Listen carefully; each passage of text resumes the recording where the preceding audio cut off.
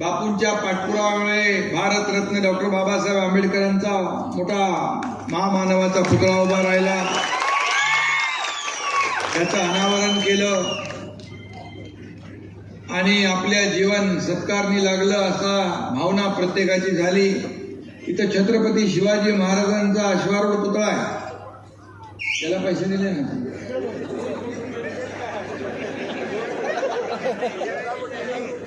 दिलेत ना? 2 कोटी दिलेत म्हणतात सजावटी। मला आठवतं एकदा मी चाललो होतो तर मी बापूंना सांगितलं, विमानात बसायच्या आधी तुमच्या हातात ऑर्डर येईल।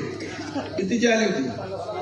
50 लाख रुपये विमानात बसायच्या आधी मी बापूंच्या हातात रिलीज ऑर्डर पाठवली होती। बाप हे काम आपला, no reason on the spot decision. बापू खरं म्हणजे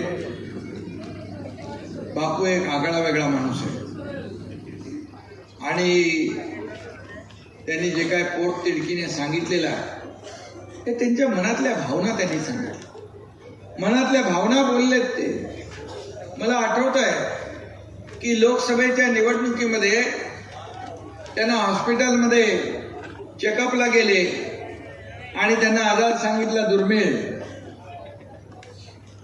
आणि म्हणाले लवकर तुम्ही हे करून घ्या। म्हणाले लोकसभेचा महायुतीचा उमेदवार आहे, त्याचं काम करतो मी, हे ऑपरेशन पुढे ढकला। म्हणजे जीवावर बेतलेलं, जीवाशी खेळण्याचं काम बापूंनी लोकसभेच्या निवडणुकीत केलं आणि महायुतीच्या उमेदवाराला इथून 15,000चा लीड दिला, 15,000चा लीड दिला। असा बापू आहे। म्हणजे आधी लगीन कोंडाण्याचं मग माझ्या रायबाचं, अशा बापूचा काय मित्रांनी विश्वासघात केला असला तरी सुद्धा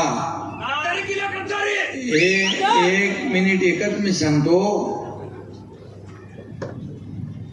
तुमचा कार्यक्रम केला असं त्यांना वाटत असेल पण तुमच्या मागं हा एकनाथ शिंदे उभा आहे।